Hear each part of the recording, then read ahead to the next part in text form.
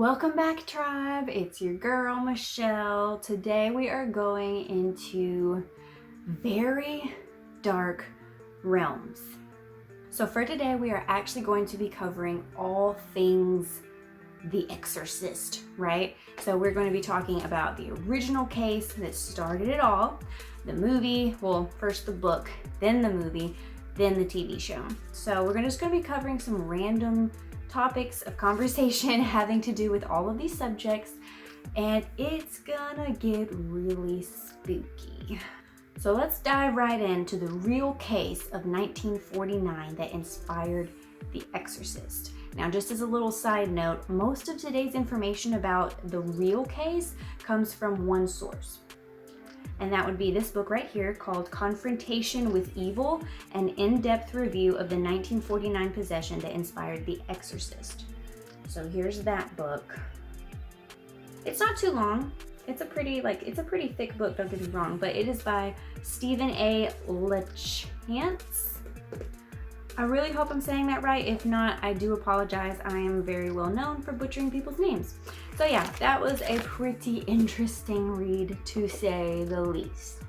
Now, just FYI, Stephen LeChance, if I'm saying that right, actually also wrote The Uninvited.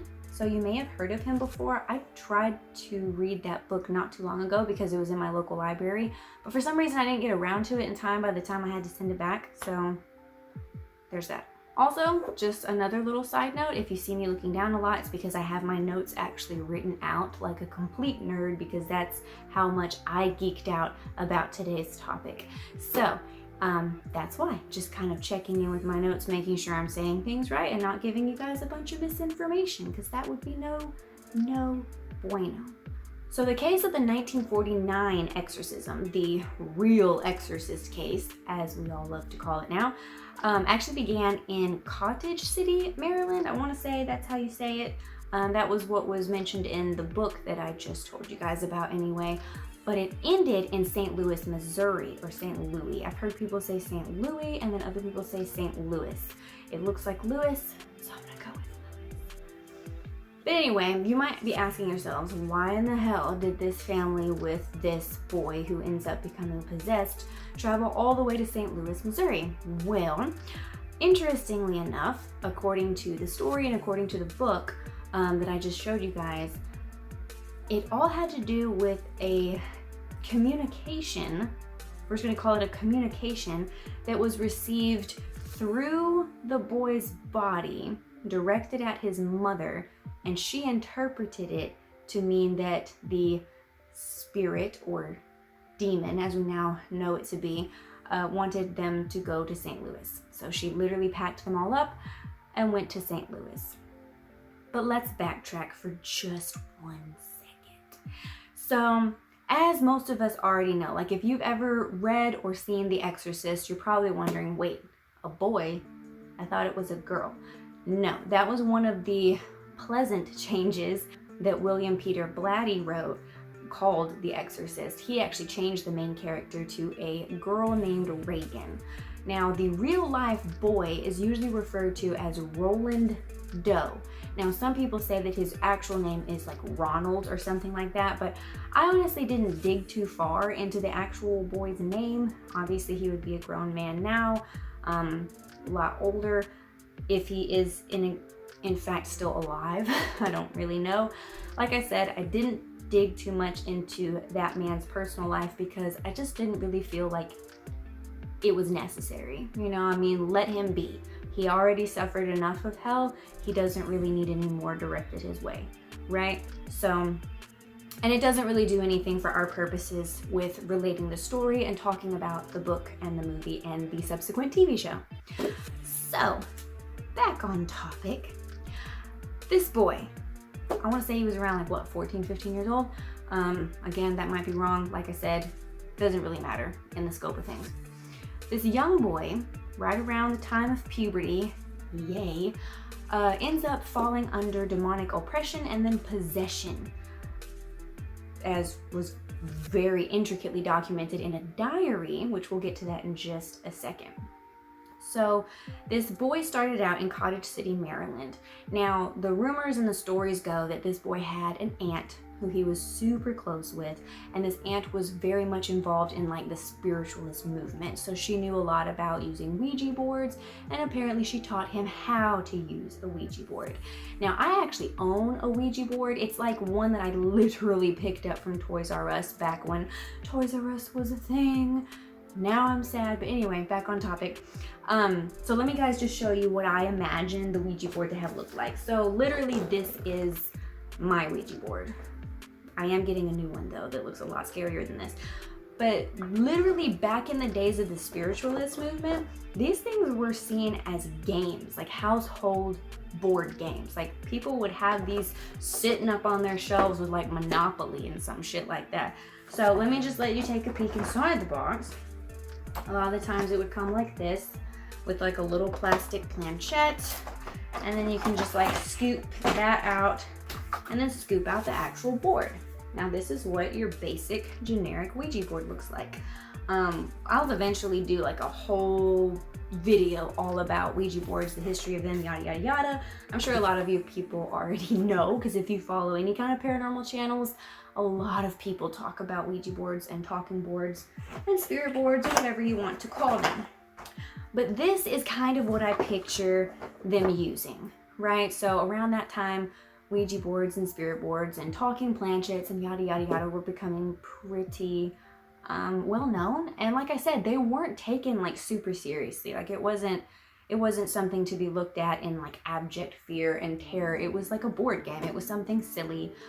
It wasn't really looked at as, you know, a doorway to the other side where these evil beings could like get into your world that way. Now it is. Now it definitely is. Thank you. But honestly, it is something that we will discuss in a later video about Ouija boards. But anyway, this is kind of what I pictured them using. Something that looks very kid-like, something that looks very non-threatening. She probably just taught him to use like a homemade Ouija board and just kind of moved it around with him. And after that aunt's death is when a lot of spooky shit started to happen directly to Roland and within the household. So interestingly enough, you know how in the movie you'll see a lot of weird shit kind of leading up to the possession. The bed shaking uncontrollably with like nothing moving it.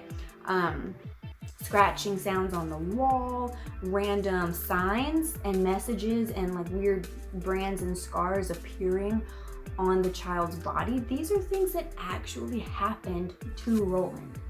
So in the movie, those key elements throughout the movie, those things actually did happen to the real life boy who was suffering this possession. So sickly enough, the mother of Roland, according to this book, the mother of Roland actually started picking up like weird communications with the spirit. And I'm sure at first she thought it was probably either the spirit of the aunt or some other spirit who wasn't like evil, because it didn't necessarily present itself as evil. Although the story does indicate that anytime a marking would appear on Roland, it would cause him pretty severe pain. But the mom would like use these markings and messages that would show up on his body as a way to communicate with this spirit. And during those communications, the spirit indicated on Roland's body that it wanted them to go to St. Louis, Missouri. So they packed up and went to, I want to say Roland's uncle, so maybe his mom's brother's house? I don't know, the family dynamic here is a little strange. But anyway, they moved to St. Louis, Missouri. Things get worse. Now this is where we start hearing, you know, about like objects levitating, obviously like more communication, you know, more disturbing things happening to Roland and inside of Roland. You know, Roland is definitely not acting like himself anymore. There's definitely something more going on after the move to St. Louis takes place. So, you know, a lot of the times we'll hear about objects levitating, weird shit like this happening. Well, that was actually happening in this case, in the uncle's house. And honestly, the family, instead of turning to the church at first, because I don't know if the family was all that religious at the time. They were more like spiritual. And it seemed like the mom was pretty heavy into spiritualism too. So she was kind of egging it on a little too much for comfort, you know? So honestly, according to this book, the only reason the church finally got involved was because one of Roland's cousin, who was actually a young adult at the time, was like a devout Catholic. I think it was a devout Catholic. Could have some of this shit wrong. A lot of reports kind of deviate from the actual truth. So I'm just kind of going off of this book because, like I said, this guy, Stephen A. LaChance, again, I hope I'm saying that right, he seems to really have done his homework. And he was, we'll talk about it a little bit later, but he was directly and personally inspired to research this case down to its very core because of things that were happening to him in his own life. So we'll talk about that a little bit later. But anyway, so yeah, the family actually contacted a medium first to come into the house and try to tell them what this spirit was, who it was. And it seemed, according to the medium and according to other reports, that the family was trying to find out if the aunt who had passed away, the aunt that was super close with Roland, had left some kind of family fortune behind and like stashed it away. So I mean, a lot of this just paints the family in a very shitty light, if we're being honest, because it's like, dang, y'all are willing to just what? Sacrifice your child's freedom, spiritual and physical freedom, to try and find hidden money? I don't know about that. Now, there were several priests involved with this case. Some of them were more hands-on and directly involved than others. I'm not going to get into all of their names because most of them have passed away now anyway, but I will say that most of the information we know now, and especially most of the information that was in this book, came directly from a Father Bishop's diary. Now, this diary was not actually supposed to become public knowledge. It was written by Father Bishop as a report to the church. But according to the theory, or the story that was told, his diary was actually found in some leftover furniture that had been in a hospital room where Roland had initially been dealing with the exorcism. So the Exorcist case of 1949 took place in several different locations. We have Cottage City, Maryland. Then the family moved into the uncle's house in St. Louis, Missouri.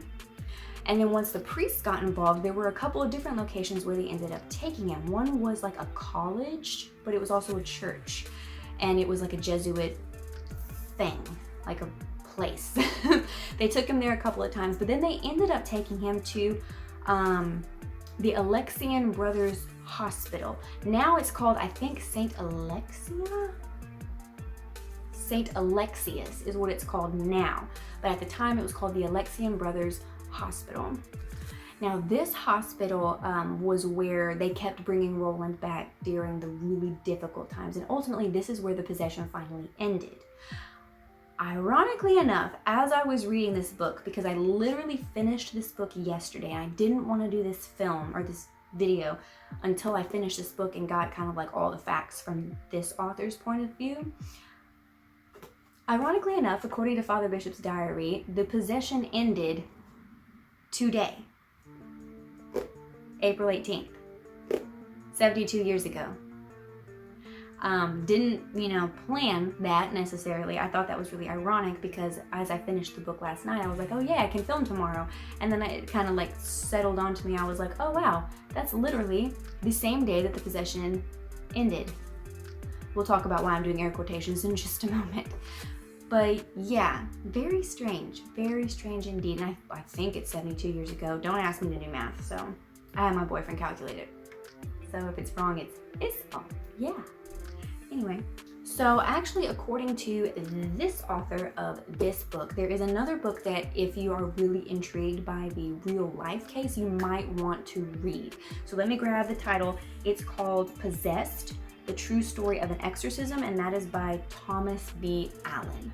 So if I can find a picture of the book, like the cover of the book, I'll put it up here now.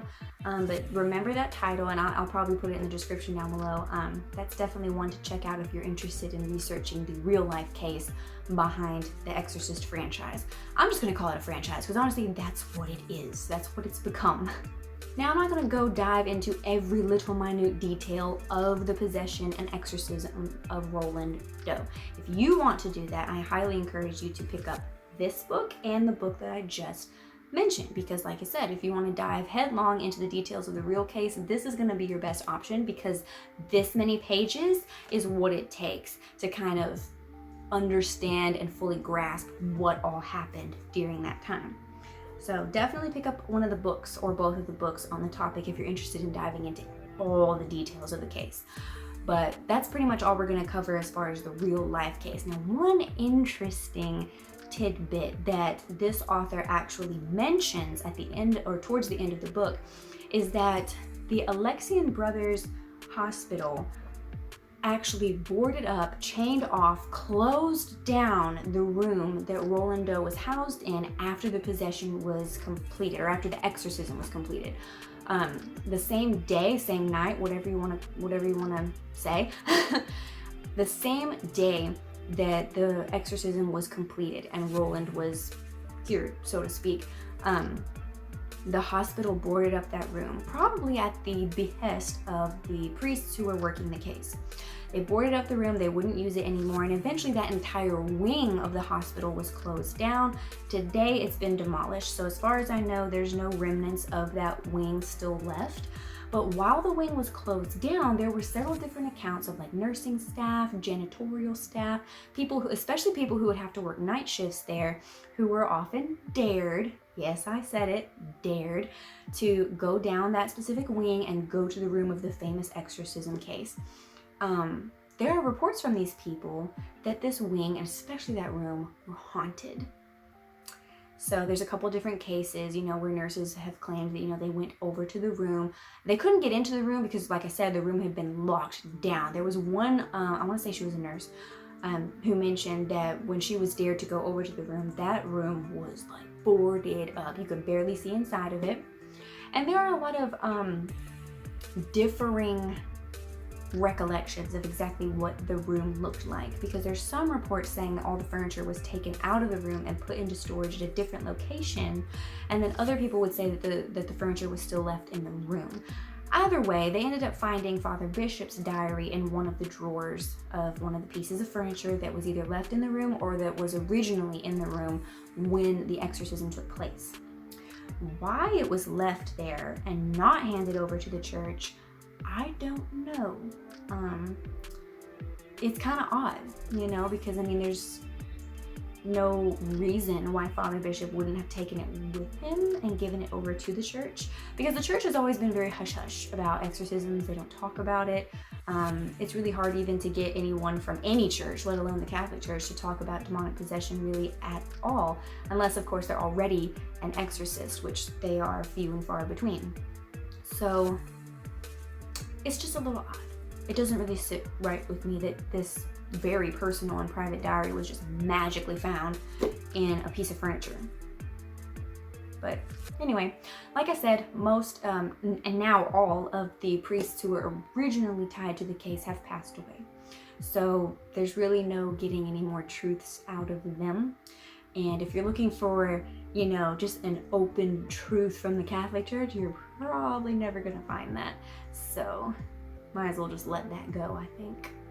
Okay, let's move along to the book. So the actual case took place in 1949. I believe it started and ended in 1949. Like we said earlier, it ended today, of all days. On April 18th, 1949 is when the possession was said to have ended according to the diary that was found. So 72 years ago is when the real case happened. But in 1971, right? I believe it was 1971, William Peter Blatty released The Exorcist, the book. This is probably what one of the first ever covers looked like. I picked up this beauty in a used bookstore or something. This one, because it's so old, I actually ended up replacing today with a new copy. So let me just show you the new copy I picked up at Barnes & Noble today. It's actually like a 40th anniversary one. I just started rereading it too, because I figure why the hell not? I've already read it like twice, but because I'm on an Exorcist streak, why not? Why not read it again? So yeah, but I am going to put this one away because, like I said, it is old and I kind of want to keep it in good condition. It's not in good condition at all. Look at that. Ugh. But I do want to try and keep it in good condition because, yeah. By the way, if you hear any weird background noises, it's because I live in a very tiny apartment and I have neighbors who don't know that I'm filming, so there's that. So when The Exorcist was first released, it literally took America by storm. Like this was one of the first books of its kind released. I'm not saying it was like the first ever demonic possession case released, but it was one of the first that was publicized so much as being inspired by a real story, like a real life situation. This is based on real life. And as we all know, when a franchise or a movie or a book is based on real life, they use that to the T to publicize and promote their shit. And don't get me wrong, like if it really is, like his stuff is really based on a real life story, so you know what, use that, do it, go for it, bro. Something super interesting and very creepy that was reported during or after the release of this book was the fact that William Peter Blatty stated that while he was writing the book, he would have very strange things happen around his house, and he even reported seeing objects levitate in his home. So I don't actually know if that is true. Like I don't know if that came directly from William Peter Blatty's mouth, because it was, like I said, it was included in a couple of different sources and articles that I read. So it's coming from a third-party source. So I don't want to say that that's necessarily 100% factoid, but it's really creepy. And I did find that mentioned on several different like articles and websites.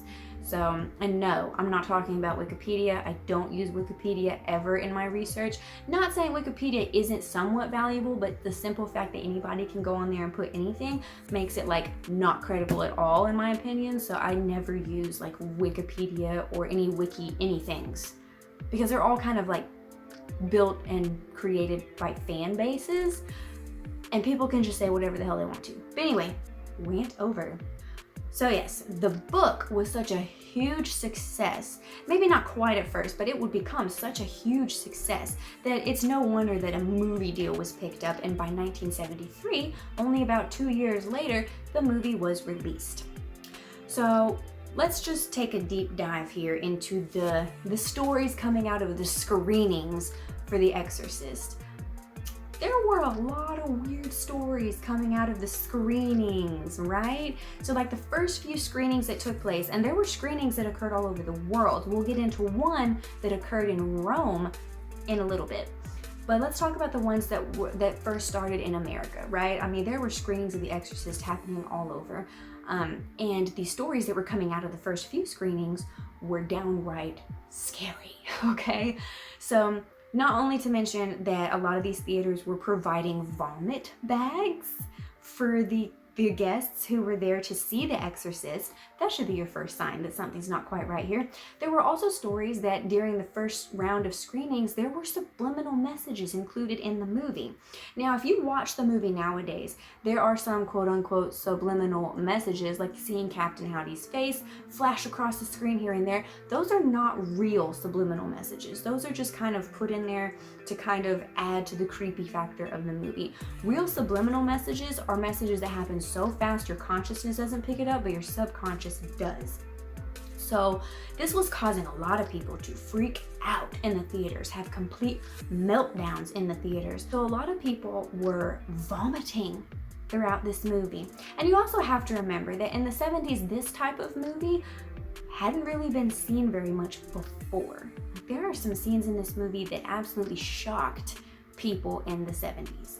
Now, it makes sense that this movie would first appear in the 70s, because around the 70s was when we start to see a little more freedom when it comes to media, when it comes to sexuality, when it comes to like talking about things that a lot of people would never talk about in the past. So it makes sense that this type of movie and story would come out in the 70s. But these audiences had never seen anything remotely like this. Like, not to give spoiler alerts, but spoiler alerts, if you haven't seen the movie, I'm about to talk about the movie. So maybe go watch the movie and come back. Yeah. There is a scene in the movie where Reagan actually takes a crucifix while she is possessed and viciously masturbates with it. What? Even in today's society, that's hard to look at. You know, I mean, okay, you don't see like actual nudity, but it's very much implied as to what she's doing. and you know what she's doing by what is happening and context clues and all that stuff. You understand what's happening. But you know, even in today's society, like we've seen, like in modern age, we see a lot of horrible shit on TV screens that like back then they had never seen before. So in that era, it makes a lot of sense that people were being very shocked. People were getting up and walking out. People weren't lasting through. Some people were vomiting. I feel like the vomiting and like the freakouts had more to do with the subliminal messages than what was in the movie, but I don't know. Some people just have very, very weak constitutions, so I don't know. There was even one case of either a man or a woman, I don't know, there were differing reports on that, but somebody actually fainted, fell down and broke their jaw and sued, I think the people that made The Exorcist, if not the theater, and they ended up settling out of court, which is a little ridiculous, but whatever. It's the way the world works, right? Now, William Friedkin was actually the one who directed The Exorcist. And he and the other cast and crew would actually come out later on to say that there were some very strange occurrences that happened on set. Now, some of these stories may have come about just to boost ratings and just to get people into the door to see the movie, although honestly at that point they didn't need much help. This story and this movie and this everything was causing such a stir that they were going to have a huge opening night anyway. But you know, we've seen that in modern franchises too, like with the Blair Witch Project, with Paranormal Activity. You see them going above and beyond to kind of portray it as like this real thing. So could it be fake? Yes. Is it? I don't know. Like there are some things that are substantiated and they are real. So let's dive into those real quick. Now, several cast and crew members actually quoted that on set they felt a certain darkness around them. And that's, I mean, that's easy to understand because if you're working on a movie about demonic possession, it's a little dark. It's a little creepy. You know, I'm sure people would say the same thing if they were working on a set about like a serial killer or something like that. It gets dark, like very dark. There was also a report of a very random fire occurring on set. There were differing reports. I happen to believe that it was actually the case that the entire set except for Reagan's bedroom ended up getting burned pretty badly. But there are some reports that say that Reagan's bedroom was actually the set that got burned really badly and everything else was kind of untouched. I don't know which one of those is true, if I'm gonna be real honest. So if y'all do know which report is true, just like put that down in freaking comments because I kept finding different reports on that. I believe this guy said that it was the entire set except for Reagan's bedroom, which is really creepy if you think about it because Reagan's bedroom is where most of the possession scenes take place, where we see the demon, so to speak. So, creepy. So the fire actually delayed shooting for 6 weeks, so that was a little crummy, but obviously they still got the movie done and we still have it today. Yay. There were actually a couple of injuries that occurred on set. Now, I'm probably gonna say her name wrong because I say everyone's name wrong, but Ellen Burstyn ended up suffering a permanent spinal injury due to a harness malfunction. I believe it was during the scene where she gets smacked by Reagan after the creepy masturbation scene. And she ends up flying across the room where there was like a harness malfunction and it ended up really harming her. I don't know if it actually broke her back, but it really hurt her. And the creepy part of that whole scenario is they actually kept her actual cry of pain in the movie because it was the most real reaction they had gotten out of her at that point.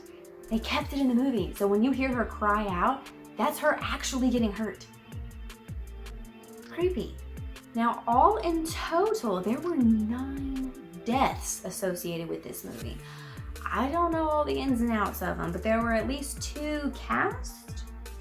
There were at least 2 actors that were involved in the movie who died during post-production.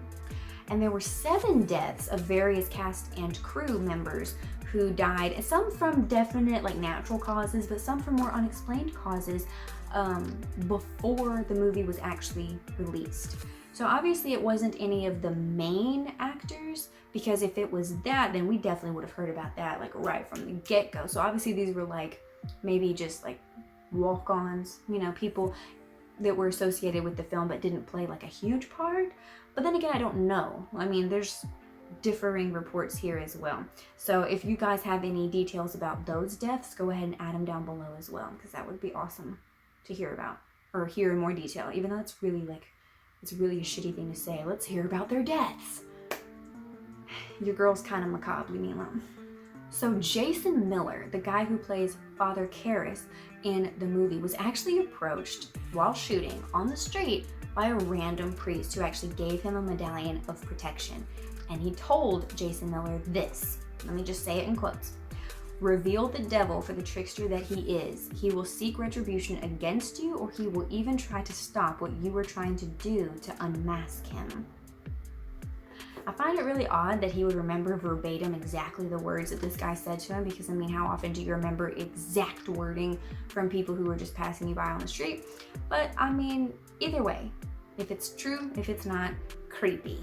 And of course, we've all heard the stories about Miss Linda Blair having like nervous breakdowns on set. I don't know if she only had one or if there were multiple ones, but there's also some stories that indicate that they had to create like a dummy, like a fake version of possessed Reagan, and she actually had to sit next to this dummy a lot of the time during makeup.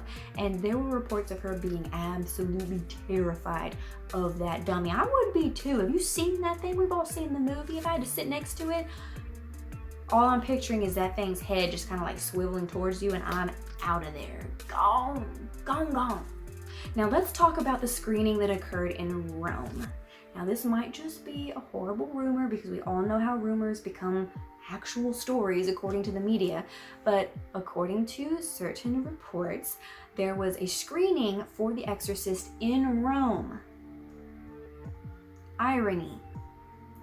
And according to this report, the theater that the screening was taking place at was actually kind of nestled in between two very old churches. Now, the night of the screening, there was said to have been a really horrible lightning storm. And apparently during the lightning storm, a 400-year-old cross that was at one of the churches got struck by lightning and toppled over and just like busted up all over the courtyard. So that was a little odd. Okay, and I'm not one to believe in coincidence. I just don't. So I just feel like that's a little odd. Like, here we are in Rome, like the home of the Catholic Church, and we're showing The Exorcist, which is based off of this real life thing, and this happens. Like, I don't know, like, don't get me wrong, I know I'm a total sucker for like conspiracy theories, which you're about to see in a moment, but it just seems a little too odd, right? Speaking of conspiracy theories, at the end of this lovely book, which I've gotten a lot of my information out of for today, this author mentions a conspiracy that had me reeling last night when I finished this book. So let's talk about that for a little bit. Now, okay, there is apparently a running conspiracy theory that certain factions within the Catholic Church are actually devil worshippers. You heard me right. They're actually devil worshippers, and they are conspiring against the Catholic Church, and they're actually trying to fight against and like infiltrate, and ultimately they're hoping to get like a demon or a demonically possessed, I don't even know if I'm saying that right. Anyway, they're trying to basically get the Antichrist to become the Pope. I don't know if any of this is true, and I know that I'm wording it in a way that makes it sound like complete bullshit, but I'm telling you, if you read this book and you hear about his research into some of this shit, it gets spooky. Spooky. There's also another conspiracy more associated with the Exorcist franchise, and that is this whole theory, and there's been several implications from other exorcists and other people associated with the Catholic Church that this could be true. Apparently there was an unnamed priest or exorcist, both, because they're both, associated with the possession of Rolling Dough. And according to a couple of exorcists who have made implications that William Peter Blatty got it right in his story, apparently this unnamed priest did actually act as a transference vessel and ended up taking on the demon himself. Now, did he do that willingly as a sacrifice like it portrays in the movie, or was it a complete accident? We don't know. But there's a theory, a conspiracy theory, that this priest went completely unnamed and everyone disassociated from this person after that happened. And they basically took this person who was then possessed by a demon and shoved him off out of sight into some undisclosed hospital. Now, Stephen LaChance, again, I'm so sorry if I'm butchering your name, he says, or he claims, that a random person who was involved in some of the events, or at least knew about the aftermath, came to him and brought him to the undisclosed hospital. And he won't disclose it either in the book. So don't even ask me where it's at, because I don't know. Obviously, it's somewhere in St. Louis, I believe, or in the surrounding areas. But anyway, Stephen LaChance was taken to this place, taken down to this wing of the hospital that was completely barred off, much like what they did at the Alexian Brothers Hospital after Roland was freed from his possession. Completely barred off.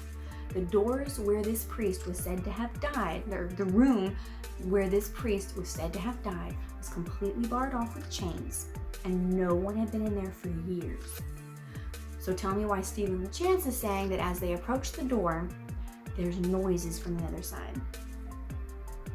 Could it have all been faked? I don't know. Like I said, anything you can imagine could have been faked. But it's really creepy. It's really creepy. And according to this unnamed person who was giving Mr. LaChance this information, there were still groups of priests coming down to this area to perform, and I quote, paranormal experiments. Which kind of leads us back to the conspiracy theory that certain factions of the Catholic Church are actually devil worshippers. Now, do these things tie in together? Is this all just some crazy conspiracy theory? Possibly. I dare say probably. I actually say hopefully, because if this shit is real, I'm going to freak out. But anyway, let's move on to the television show, and then we'll kind of see where I'm going with this. Yes. So obviously the TV show was a welcome addition to the Exorcist franchise. The Exorcist franchise has a continually growing fan base, and honestly, after the movie, there were a couple of sequels that honestly didn't do very well. It was kind of like, eh. So for those of us who absolutely loved The Exorcist, for years now, there's just been nothing. There's just been nothing but the original movie. So when I found out that they made a TV show, you bet your ass I was excited. So the first season, brilliant, absolutely brilliant. You bring in an amazing cast, you have an amazing storyline that actually connects back to the movie. It kind of acts as a sequel of sorts. I'm sorry if I just spoiled that for you for the TV show, but I'm not going to tell you everything. Go and watch it. I dare say only watch the first season though, because if you get invested to the point where you were involved in the second season, just know they have officially canceled the show, hopefully just for now. But in the first season, you see a little bit of that conspiracy that, you know, the devil has infiltrated the Catholic Church. But in the second season, you see that conspiracy take off.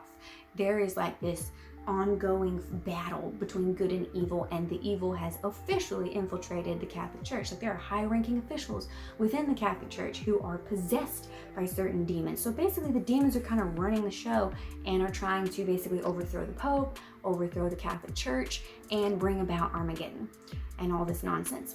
So the second season, you have an amazing story. It was brilliant. I have no earthly idea why you would cancel such an amazing show after that. So I don't know if it was funding issues. I don't know if it was like disagreements between the network and the producers. I don't know. I really don't know. But the show was dropped. My personal theory, just because I love a good conspiracy, is that the storyline was starting to hit too close to home, and certain people, probably within the Catholic Church, decided it's time to cut this because we don't want people thinking that this could be the truth, because maybe it is. Now I know, I'm sounding like a psycho person who probably belongs in a padded cell herself. You're probably right, I probably do. But it just seems a little too weird. And I know that I explain it in a very like weird way that doesn't seem like it could possibly be real, but when you start reading people who have like spent years researching this, you start reading their works, you start diving into like other conspiracies, you start like seeing different events matching up, I fell down the rabbit hole, is basically what happened. I fell down the rabbit hole, and now it's like, well, this could be a real thing, couldn't it? But as with most conspiracy theories, it's impossible to tell the truth. I don't have any connections to the Catholic Church. I'm not, omniscient, if that's even the right word. So I couldn't tell you if it's true or not. I have no idea. It's just an ongoing conspiracy theory. But if you watch this video and then years down the line we see that the Pope is actually the Antichrist, then I guess we were right. But it will then be too late. Either way, I really, really feel like we should all start a petition to get season 3 back on track. At least one more season. Give us one more season that kind of closes everything out and finishes the story. I hate it when they cancel shows that don't finish the story. It drives me insane, like more insane than I already am. But anyway, that was pretty much it as far as the exorcism case. Like I said, if you want to dive into more details about the real life exorcism case, get you this book right here. You can find it online. Amazon usually has it.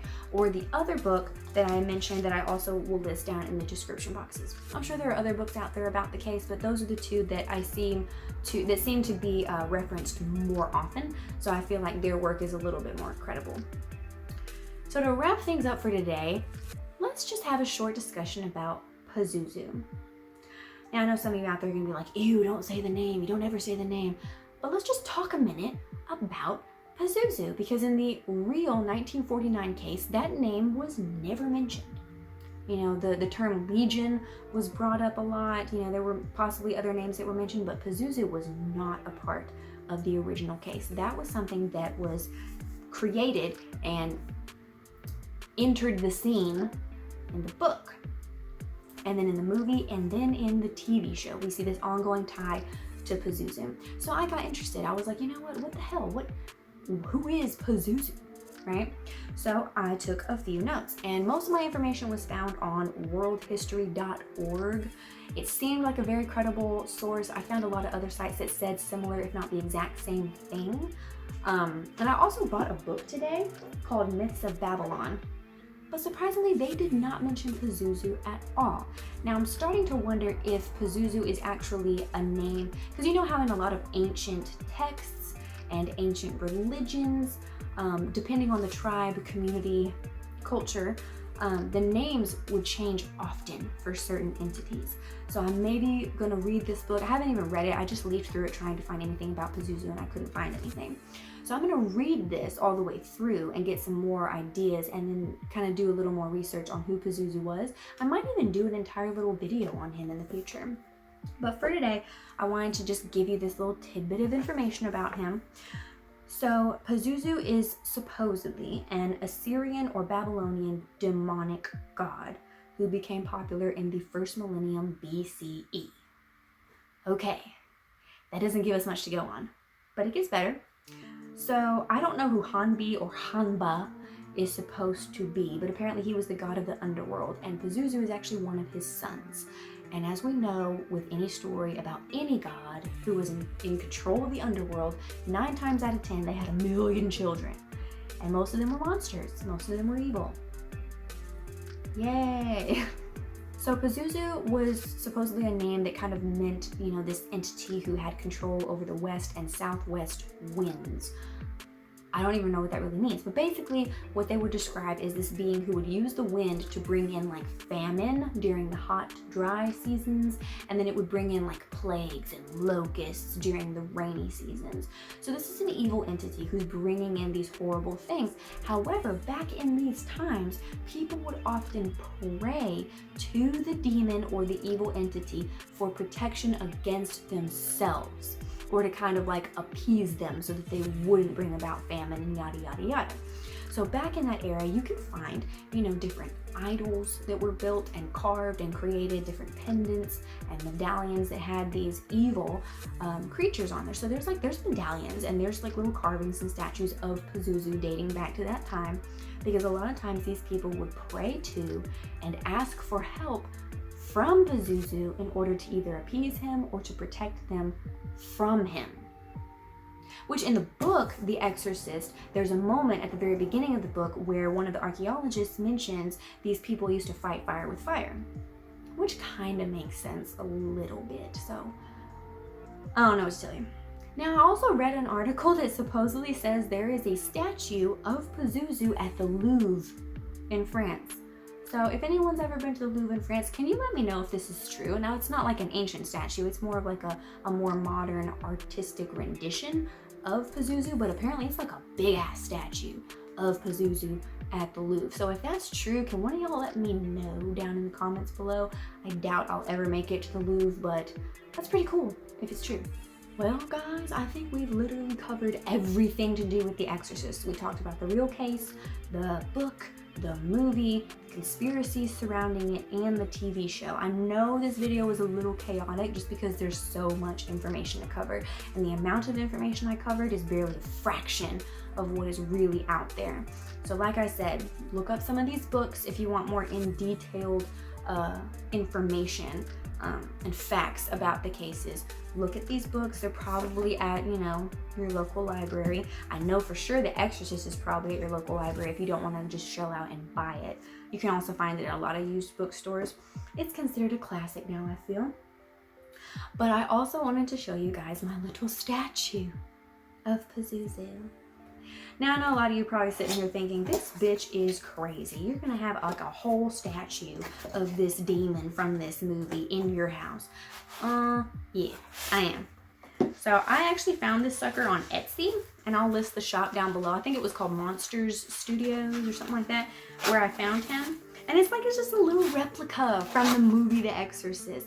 Now, I don't even know if this is actually what Pazuzu looks like, okay? This is strictly a movie replica, and it's just this little guy. Now, I am gonna cover up his member, because as you could probably see on the box, which I might have to try and edit that out because I don't want to get in trouble, he has kind of a ding-a-ling. Yeah, he's got a ding-a-ling. So, anyway, this is Pazuzu. And it's basically just I hope y'all can see that pretty well.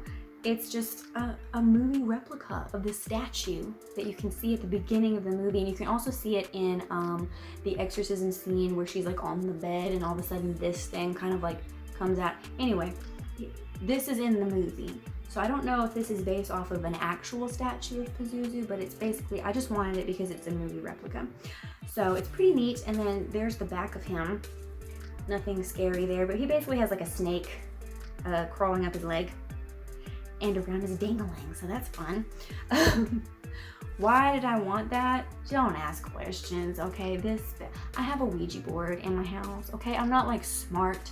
I am that like stereotypical like stupid white girl who warns other people to stay away from shit and then like marches forward into the shit.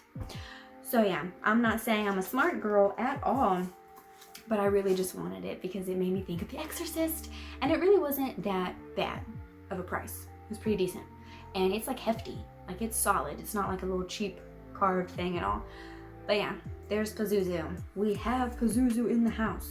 I probably shouldn't say that too loud or too often. Anyway. So yes, guys, thank you for joining me on this crazy, chaotic, conspiracy-ridden journey throughout The Exorcist and, you know, all the goodness that brought along. But yeah, if you have any questions or if you want to add any information that maybe I didn't get to today, down in the description or not in the description, down in the comments below, that would be freaking awesome. If you want me to do a part 2 with even more information, I can definitely do that at a later date. So yeah, if you enjoyed today's video, just subscribe if you haven't already, hit the like button, share it, love on it a little bit, comment, tell me what you think. And yeah, I'll see you guys next time.